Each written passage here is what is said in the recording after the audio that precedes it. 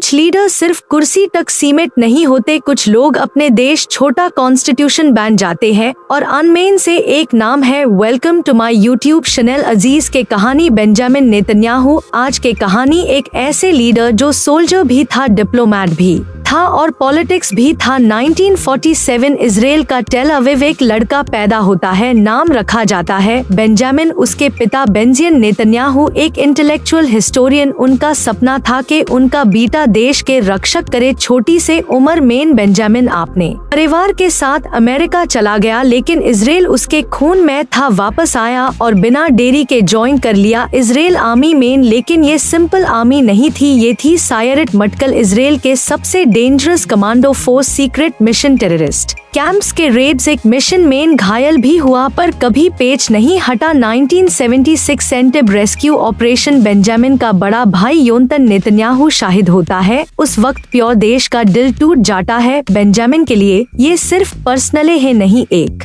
Mission बन गया। Army के बाद गया अमेरिका, मिट और हार्वर्ड जैसे वर्ल्ड के टॉप इंस्टीट्यूशंस में पढ़ा, बिजनेस समझा, पब्लिक स्पीकिंग में माहिर बन गया। पब्लिक यूज डिप्लोमेटिक लाइन कहने लगी। फॉलो करे यूट्यूब चैनल अजीज के कहानी को।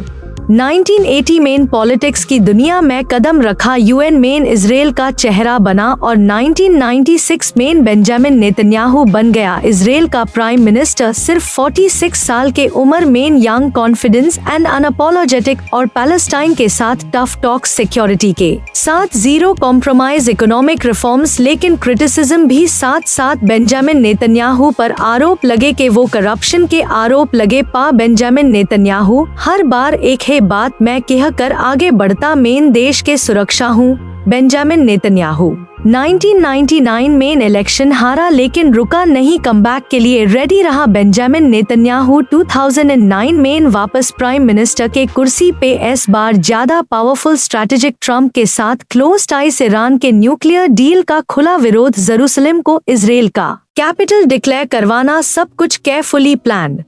पर जितने बड़ी पावर उतनी बड़ी ऑपोजिशन। प्रोटेस्ट शुरू हुआ, लोगों ने सड़क पे निकल के बोला democracy in danger. Benjamin Netanyahu के सपोर्टर्स कहते हैं जब तक बीबी है इजराइल सेफ है। आज नेतन्याहू सिर्फ एक लीडर नहीं है, वो इजराइल के एक चैप्टर है आज के टाइम पे। या इंसेन हीरो है या विलन, ये आप डिसाइड करो। लेकिन आज के टाइम पे इनको इग्नोर करना नामुमकिन है। वक्त बदलेगा, गवर्नमेंट आएगी जाएगी, पर हिस्ट्री में लिखा जाएगा ये नाम बेंजामिन नेतन्याहू। अगर आपको हमारे कहानी पसंद आई हो तो लाइक जरूर करें और कमेंट्स करके जरूर बताएं। मिलते हैं अगले अजीज के कहानी के साथ। धन्यवाद।